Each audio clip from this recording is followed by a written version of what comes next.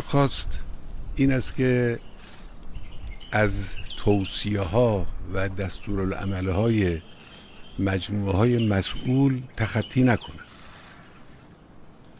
در مورد پیشگیری، در مورد تمیز نگه داشتن دست و صورت و محیط زندگی و آلوده نکردن اینها و جلوگیری از آلوده شدن اینها، دستورهایی که مجموعه متخصص و کارشناس میدن، اینها رو باید عمل کرد. یقینا هر چیزی که کمک کنه به سلامت جامعه و عدم شیوع این بیماری یک حسن است.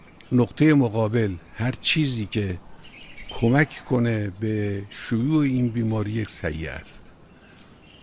خدای متعال ما رو موظف کرده که نسبت به سلامت خودمون و سلامت دیگران، سلامت مردم، ما احساس مسئولیت کنیم.